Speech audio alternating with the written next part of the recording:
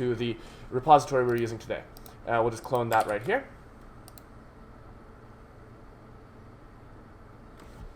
And that'll open up. We'll put it in a new window.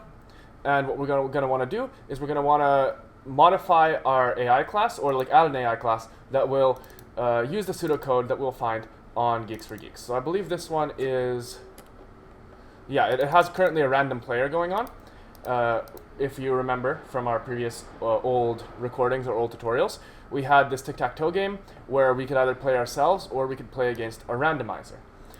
For today's class on reading pseudocode, we will be going from using using a randomizer from a random player all the way to going to use the best possible chess player ever. So to do that, first we'll need our pseudocode, and our pseudocode is here. First we'll have a couple functions. I'll just put these on my screen right away so that we can all see them.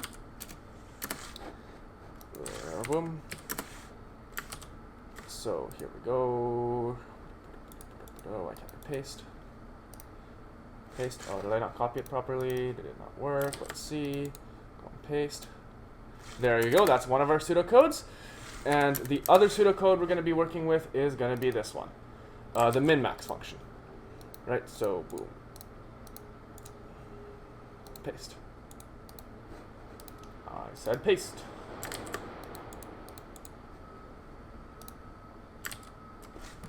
Okay, well that doesn't want to paste right now, but it's okay. We'll just start with this function first, and then we'll get to the best move function. So, oh, I don't want to resize my window. That's not right. Okay, whatever. Well, that's fun. This thing really is acting up. Okay, so we will now create a new class. We'll call it, let's say, AI. And our new class will be written based on the pseudocode we have here. Well, that's the first find best move. We'll be using the min-max algorithm we'll write later to find, well, our best move. And we'll use, well, the min-max algorithm for that. To write our min-max algorithm, we'll need that pseudocode as well. So let's just find that. Why will it not paste? My God. Paste. There we go, finally. Okay, so this is the function we want to write. Min-max.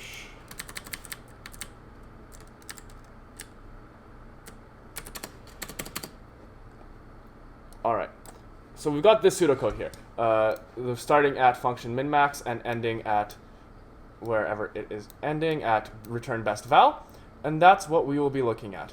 And before we implement our pseudocode, we'll have to keep in mind that pseudocode doesn't give us all of the code for our project. It only gives us some. So we need to keep a few things in mind.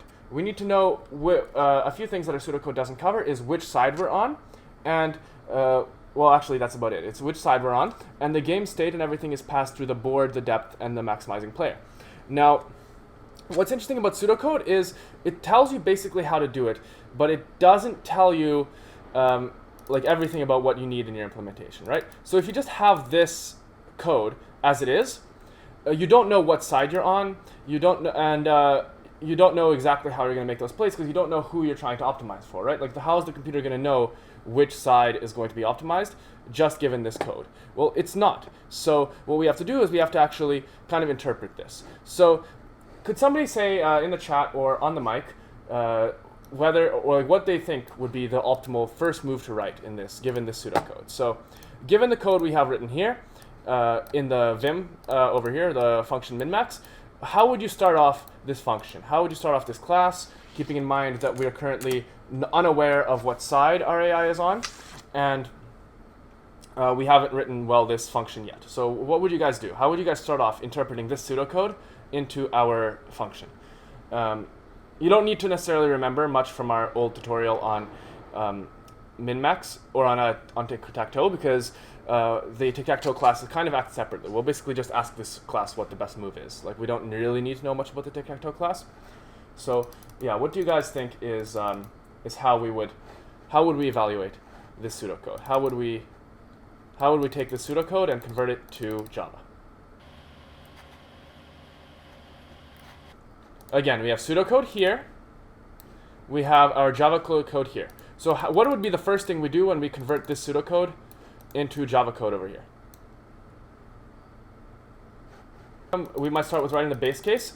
that is true, but before we start any of that, what should we be doing to convert the pseudocode? Like, before we can start writing base cases, well, we need to have our method header, right? So like, what would we do? How would we interpret this pseudocode into some method we can put into Java?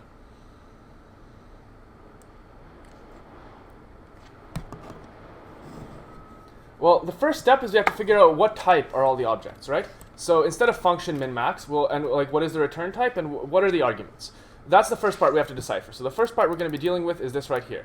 It's going to be the method header, right? So what do we need to be given? So first thing is going to be step 1, decipher the types. Decipher types of arguments, returns, and then fields, right? So can somebody tell me, what do you think that this function should return? Like, seeing the function min-max, it's not necessarily obvious what's supposed to be returned. Like, maybe they were writing this for Python and they were not, like, they didn't care about what type the return would be. But we care about that. So what do you guys think is going to be returned from this function, seeing how it's described in the pseudocode? A move? You could say a move, but if we look at what's actually being returned, right, it's saying, you're saying the value is this function's output, and the best value is a max, right? And when you take max, you assume that that's like Java's math.max function, right? So that would be of integers. You can't really take the max of 2 moves, so it's not necessarily going to be a move. So yeah, it would have to be an int, right? It would have to be like the score of each move. You can tell that because here we say that best val is negative infinity, right? And here we say best val is positive infinity, which implies that it's some kind of number, right? And then when we say that it's going to be the max of 2 numbers and we don't have any reason for decimal points, we can pretty much infer that since it's returning what appears to be an int, that the return type of our function will be an int. So now we can say that, 1.1, we return something that might be, infinity or negative infinity. So it is probably a number. And then we can also say we take max and min of this value, and we can say we have no need for decimals. So from that we can infer that what we need, of course, is an int. So we can say our return type. So our return type must be an int. So that's kind of the first step of our pseudocode, right? Now we know this. Now what else do we need to figure out? Well, we need to figure out, are there any fields which we might need, which I kind of hinted at earlier, but are there any fields which we might need to be able to do this method? So what do we need to know to be able to run this code besides the arguments of the function? So what do we need to know besides what is in the arguments to to run this function?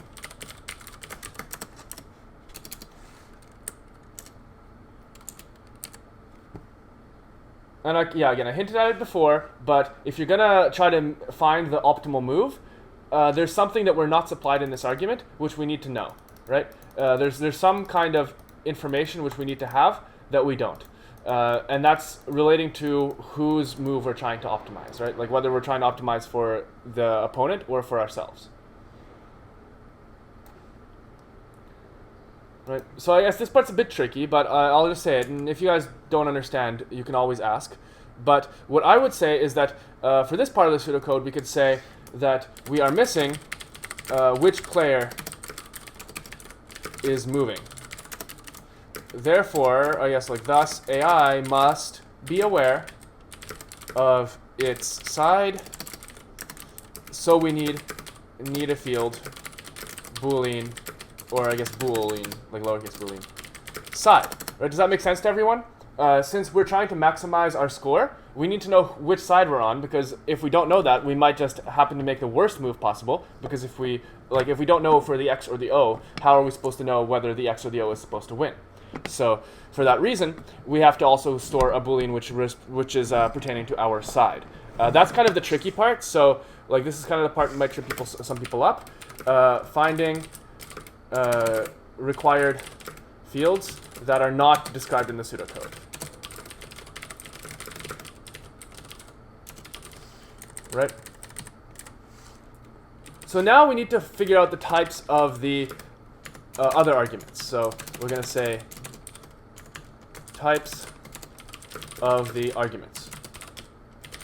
So what would you guys say or do you think the types are of these arguments? We've got board, we've got depth, and we've got is maximizing player. So what would you guys consider these to be? Like, what do you think that these values should be? Keeping in mind that in our original tic-tac-toe game, our board is a double Boolean, like a Boolean array, or double array of Boolean, and our players are each represented by Booleans. And yeah, so like basically what is, so like, for example, so 1.3.1, what is the type of board? What is the type of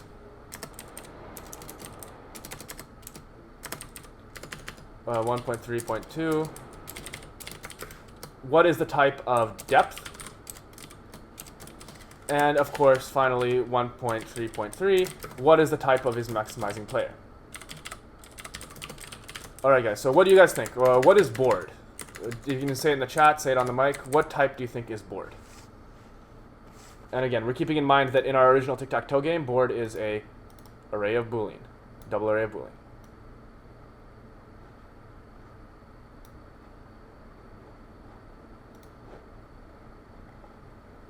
Again, guys, we have an argument here called board.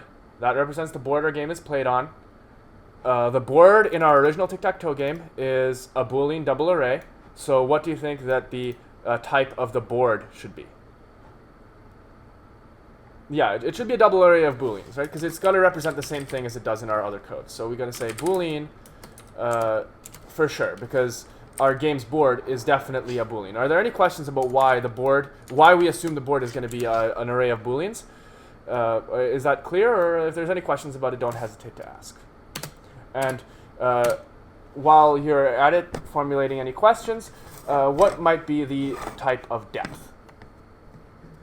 And it's not a trick question. These should be relatively clear, but like, how do we usually quantify depth? Depth meaning, of course, how much recursiveness we allow for, or we can use it to say what is like the shortest path to the win. And you say an int, and that's reasonable, right? So we can say depth is an int because we're just trying to quantify depth. That's just a counter, right? And is maximizing player. So that one is a bit less obvious, but maybe if you look at the code, you could figure out what should be the value of is maximizing player.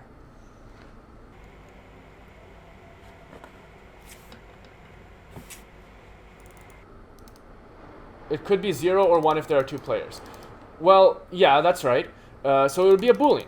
And actually, the way we can tell that it's a Boolean is we can see here it's if it is maximizing player.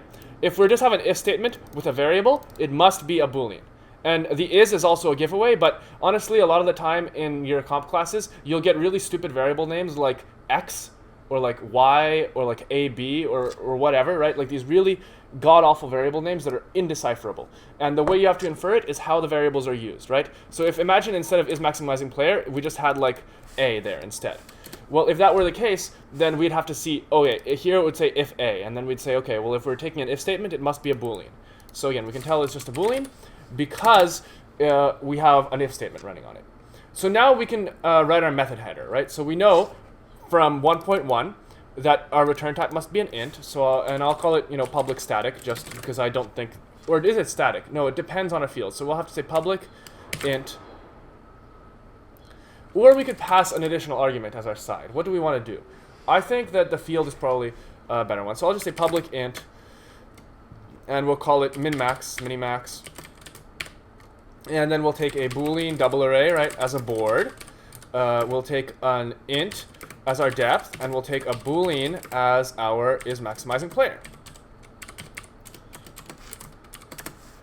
And that way we have our method header. We've done the first step, and of course we need to also have a private, or I'll just call it a public Boolean side, right? So the AI knows which side it's going to play for. And now we have this int. So now we can actually proceed to doing some of our real implementation, right? We can actually start to proceed to implement our algorithm. And the first thing it says here in the algorithm is if the current board is in a terminal state. And that might be a little bit hard to decipher, but does anybody want to have a guess at what does if the current board state is a terminal state mean?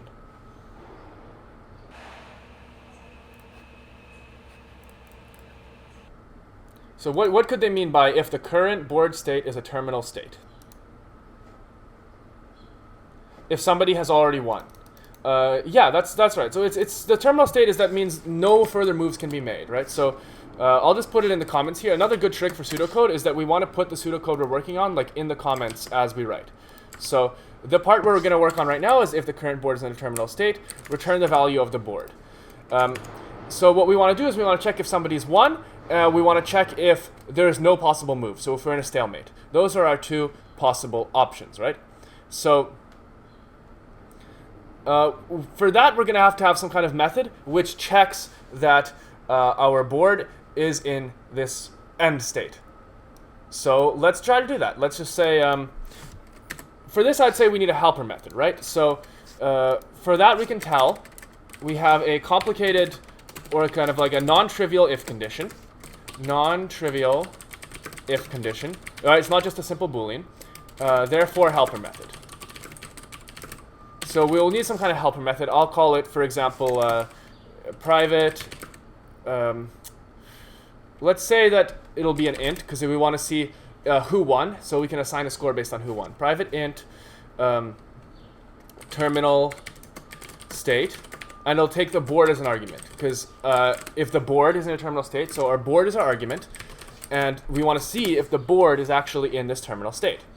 So how could we potentially see if our board is in a terminal state? Well, we have to figure out if somebody's actually won, right?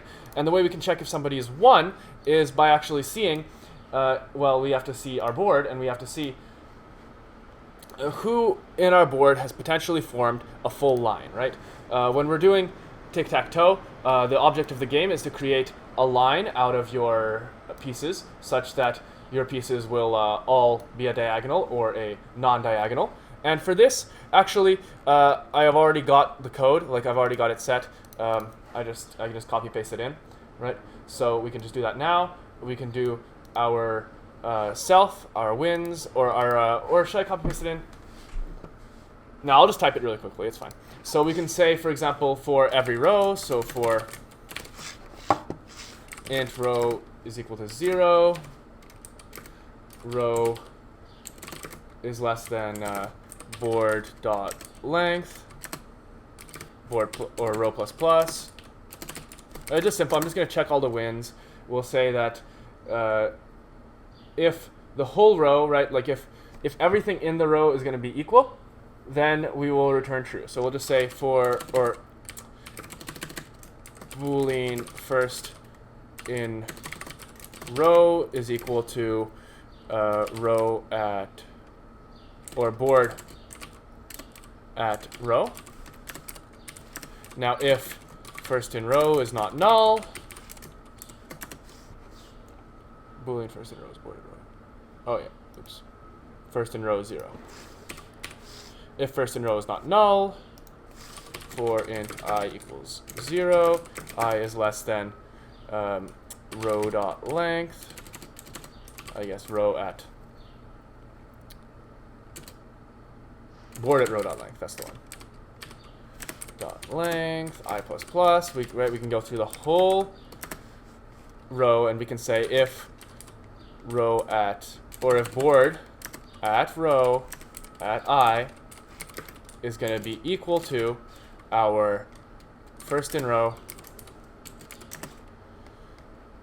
or if it's not going to be equal to our first in row, we can say it's no win, right? So we will say we do not win in this situation, or I guess if we do know, we can say Boolean win equals false or true.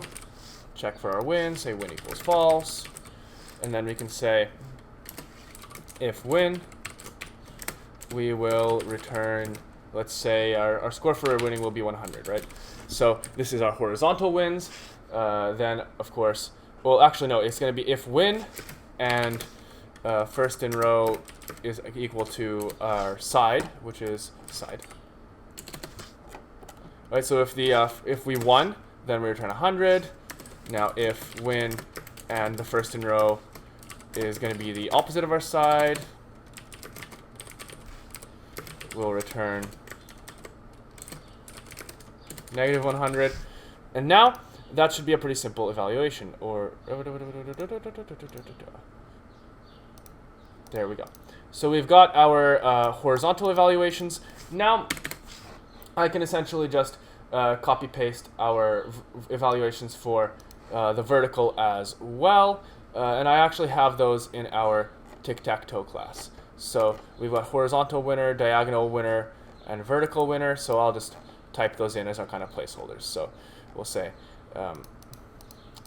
if vertical winner, or I guess it's tic-tac-toe dot vertical winner board is not null, if tic-tac-toe vertical winner board is going to be our side, then we'll return 100, and then else we'll return negative 100. Then of course we can also do same thing for our diagonal winner.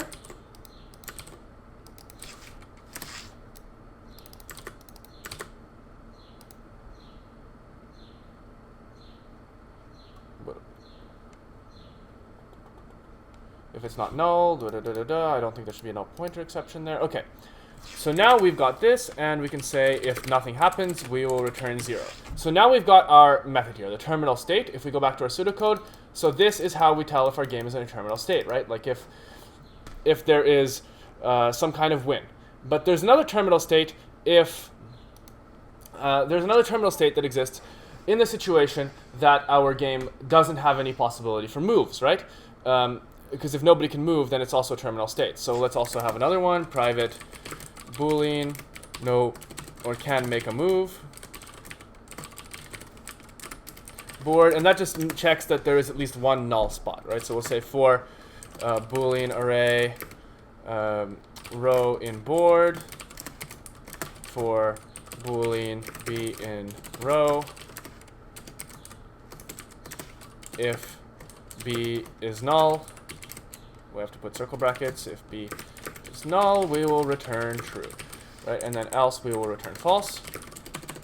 Return false. And I'm just getting these just from the game logic. I know that might be a little bit non-trivial to figure out, but we're basically just seeing what is a terminal state, right?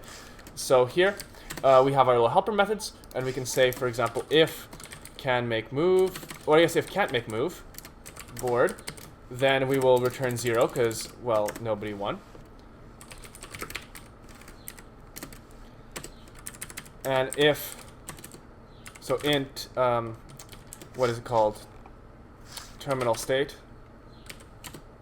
is equal to terminal state of board. Now if term is not 0, return term. Right, so we're just returning our win if somebody won. And if nobody won, we will check if there's no possible moves. If there's no possible moves, we will return nothing because there's no possible move for the game.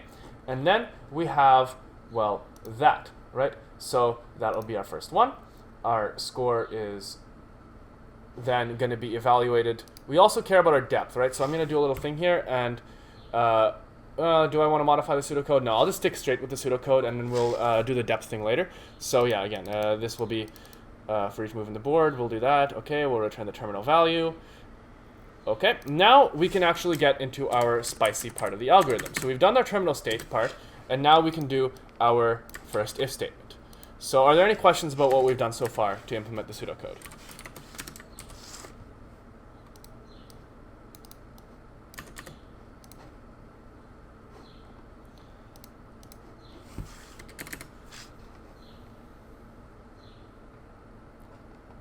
All right, so how would you guys start approaching the if statement part of it? See here we've got if minimizing player. This is the current part of the pseudocode we're working on. So how would you guys go about it?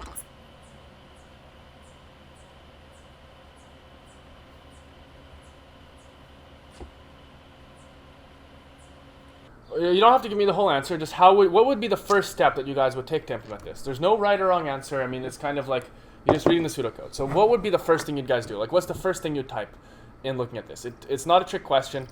There should be a pretty obvious answer to it. What do you guys think? What would be like what would you do? What's like the naive approach?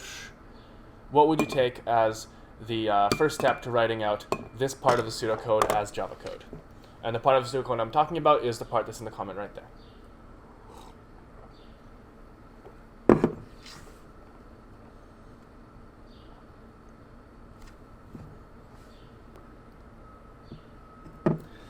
All right, are there any questions about any of this? Seeing as like, is there any confusion about how we'd interpret this, or can you guys give me some something we can do to translate this into Java? Again, we don't have to do the whole thing. What's the first thing you do to translate this into Java? Keeping in mind our method, we just want to translate this part of the pseudocode into Java. How would you guys approach that if you had to do it? Any solution is accepted. Doesn't have to be a good one, but what do you guys think?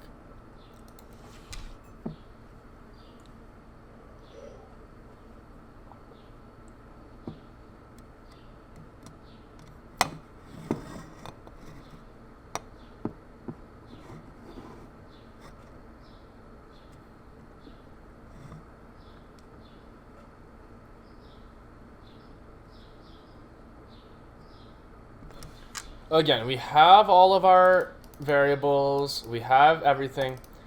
All right, well, I suppose either y'all don't know or my mic ain't working. So I'll say if is max, right? That's kind of our first little bit.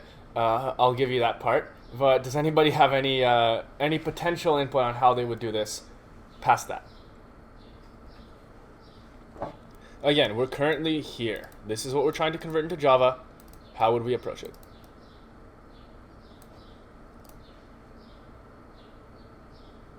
Well, we could say that, well, we want our best val, we want that to be equal to infinity or negative infinity, right? So yeah, we'll say int best val, and then to do negative infinity, we've got like our integer dot min value, because we want the worst possible score, right? So we're saying that, so since we're maximizing, we start the best at the worst possible value. So basically, anything we have, like no matter how bad the score is, it's going to be better than the minimum value. So we'll take it, and after that we'll keep improving, right? So that'll be our first little step. That's good. So we will indeed create the parameter best value. So after that, we're now down to this part of the code that I've highlighted. So what would you guys do for those ones? Again, we're not really assessing the algorithm here. We're given the algorithm. We know that there's no solution but brute force. That's known. We have to implement this code exactly as it's given, right? This is the point of pseudocode is that we're not trying to invent our algorithm. We're trying to take the algorithm we're given, and we're trying to convert it from an idea into actual working code. So when it says for each move in the board, we quite literally just iterate through every possible move in the board, right? So how would you guys go about doing that?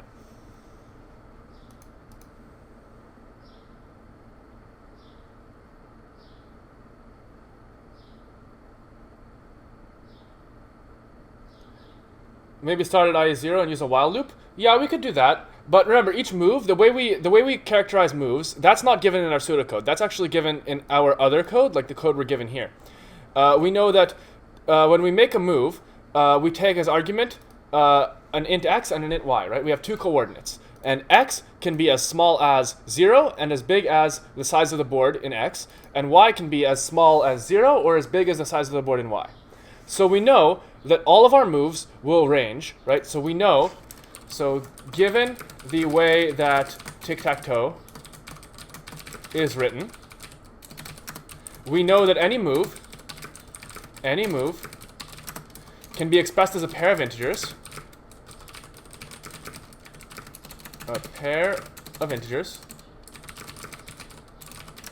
where I, or as 0 greater than or equal to, or equal to I, is less than or equal to, what is it, board dot length, right? And we know that the other part of the move can be characterized with 0 is greater than or equal to j, is greater than or equal to board at I dot length, right? We know that this is how we characterize our moves. Every move must take the form of two integers, the coordinate we're moving to, and thus we can say that we have to iterate through every possible move. So given this information, how would you guys potentially iterate through all the moves on the board?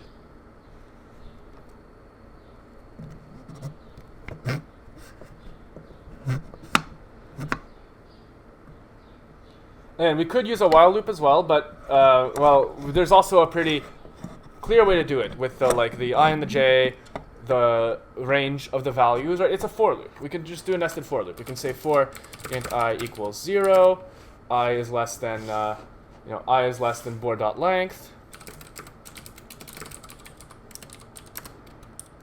I plus plus, right? And then we can say for int j equals 0, j is less than board at I dot length, j plus plus. Right? We're just going through I and j, and these are each of our possible moves. So now we can say each move is ij. And then what does it say? Value is going to be the min-max of the board with this move. So to update the board, well, what we can say is if the move is possible, so this part is not really in the pseudocode, but this is the part we kind of have to imply, or this part we have to think about, because we have to say that the value is going to be the min-max of the board with that move set. So to do that, we need to do a couple things. We first have to check if the move is valid, right? So we have to say if board at I, j is going to be null. Then we have to say, we have to specify, we have to create a board, right? We have to create a board that's going to be passed to min-max. So we have to say board at ij is going to be equal to our side, because we're setting this part of the board to be ourselves.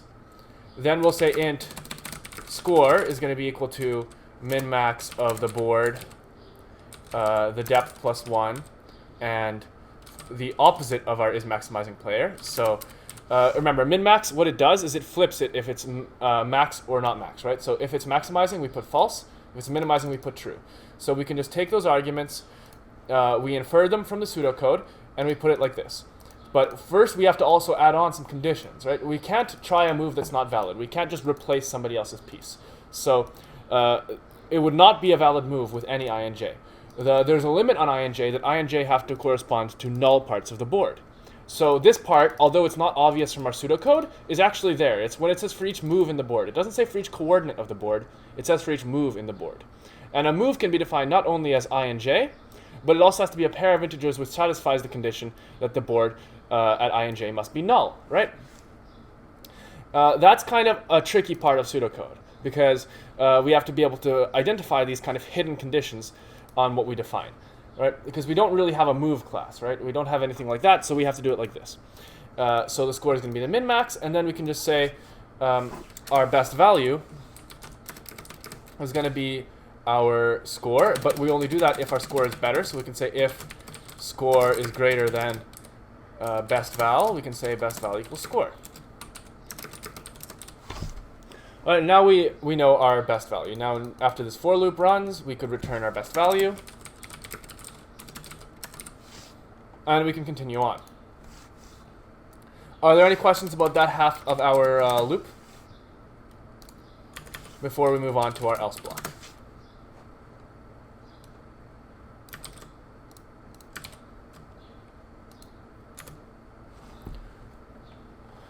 Right, so our else block is going to be very similar to our if block. In fact, we can just copy paste most of it.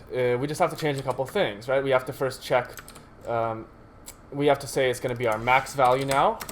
We have to say true here. What else do we need to change? We need to change this less than to a greater than. We have to put the opposite of our side there. And is that it? I think that might be it, right? So one thing we don't do here is we don't actually reset the board afterwards. So what we have to do as well is we have to say board at ij is null. And the reason we do that is that we don't want to actually change the board when we're just checking all our moves. So we want to be able to reset our board back to where it was before we tried this part of the min-max. And now it looks like our algorithm is actually done, right? We've written out our min-max part of our algorithm. We've written out our the evaluate part, like the can make move part. We've written out our terminal state part. So what we can do is we can actually try it. We can actually implement our next part, our find best move function. But are there any questions about how it was that I implemented the min-max? Any questions about how I was able to basically take the pseudocode we were given and convert it into these functions.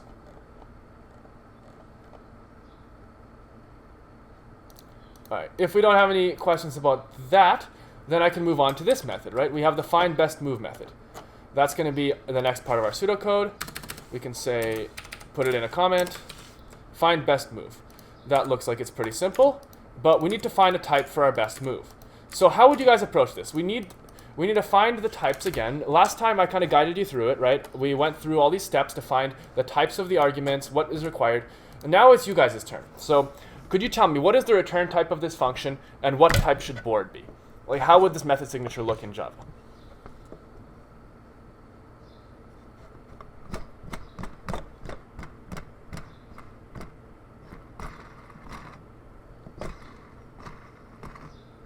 Again, we're taking the same approach as we did last time. If anybody wants to come on the mic and discuss it, that's also welcome. But how would you approach starting off converting the pseudocode? Again, we had a bit of an algorithmic approach before, so how would you guys take that approach here?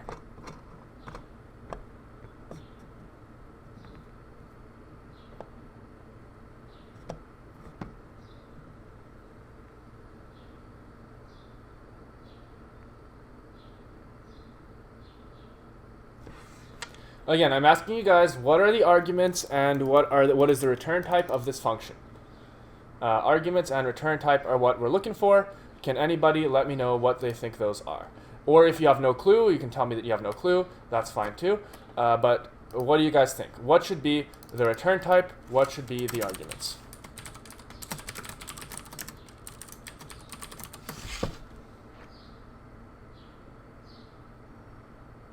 The argument should be a Boolean double array. Yeah, that makes sense. And a return type is int. Could you explain why you would put a return type of int? So we can say, I guess, public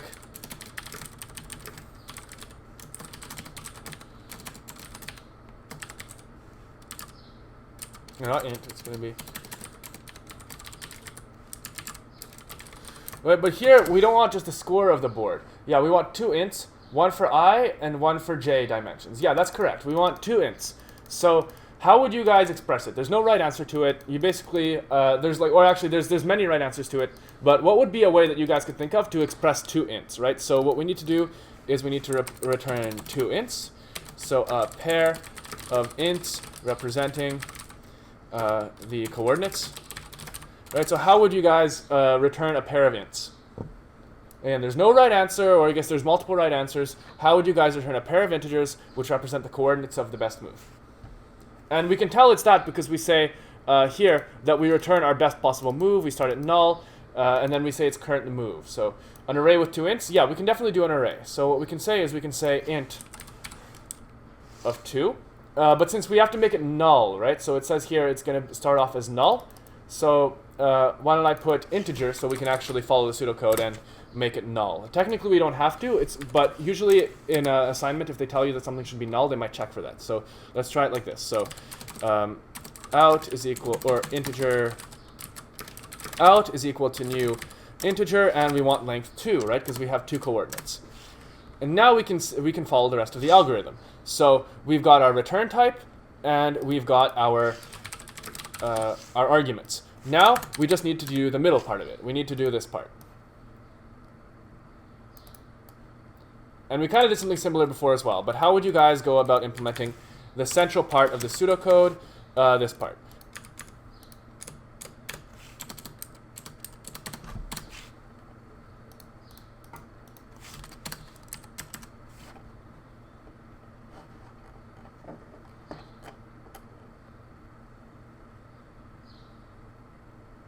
Double for loop again? Yeah, exactly. And in fact, we can actually just copy paste that old double for loop out. So we can just say double for loop, come with me, double for loop, go over here. Right, now we have a double for loop that goes through every single one of our possible moves. And now we can kind of start doing it again. But there is one thing that we're noticing, right? If we look here, we've got some values that are potentially red, right? So that's kind of a good hint as to what we might need to fix. So what would you guys change about what's currently in the code to make it correct? Or not necessarily correct, but like to make it compile, at least.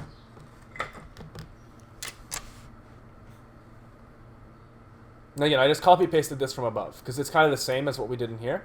Like, notice how these for loops are basically the same as this. So for that reason, I copy-pasted those in. And what could we potentially do in here? Like, most of this seems right, but which part of it do we think is a bit off?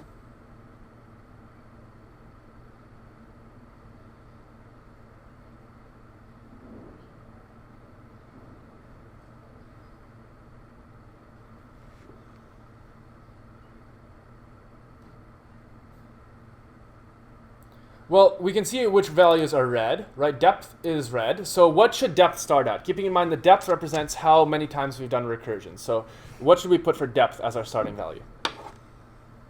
0, right. So yeah, we can just hard code a 0 into that. Now, our best val is red. Now, what can we do about this? Remember, we have to check if our move is the best move. And to check if our move is the best move, we actually need to add a hidden variable. So it's a bit of a spicy part, right? But we need to track which one is our best variable, right? So not only do we need to track what our output's going to be, we also might have to track an int like score of out, right? And because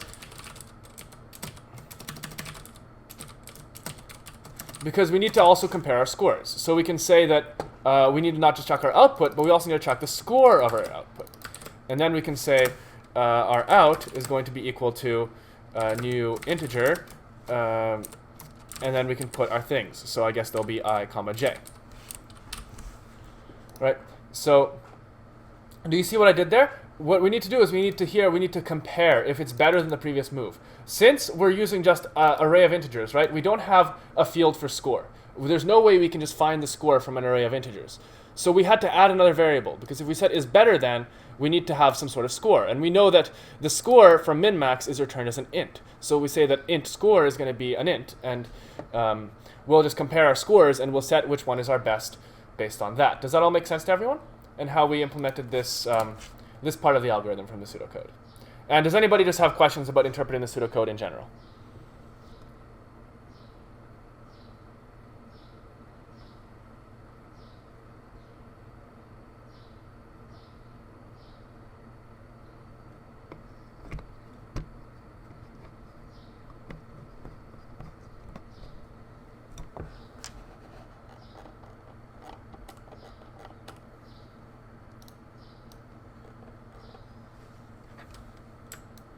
All right, great.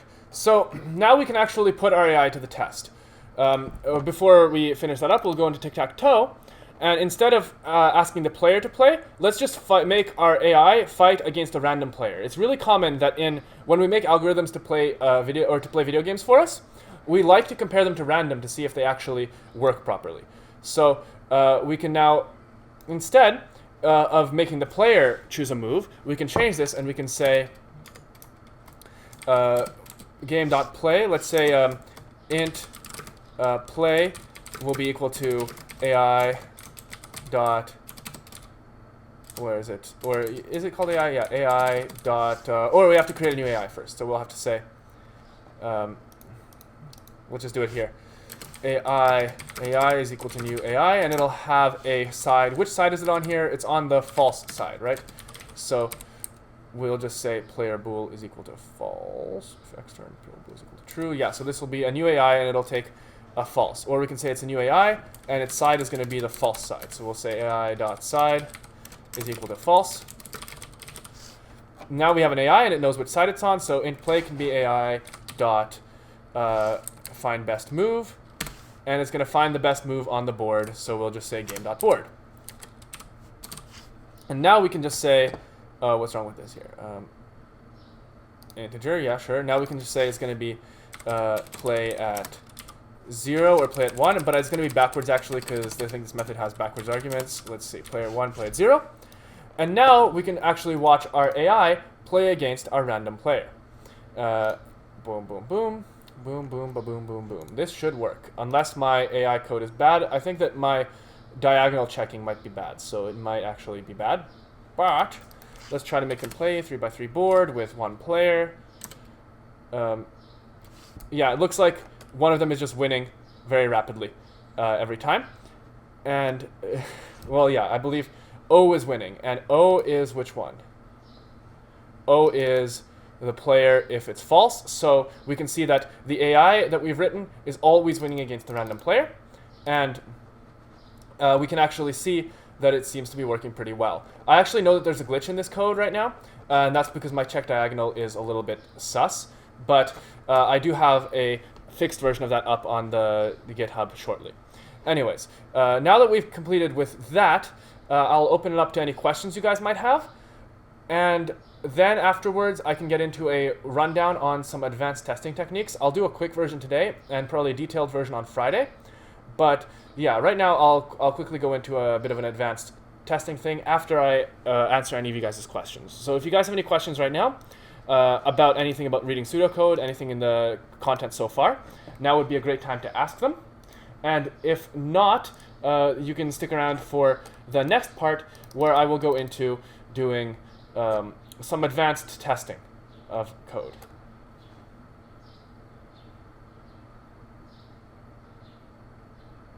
Are we expected to have a lot of helper methods for the assignment? You actually can do it without helper methods. You don't need to have them, but they are helpful.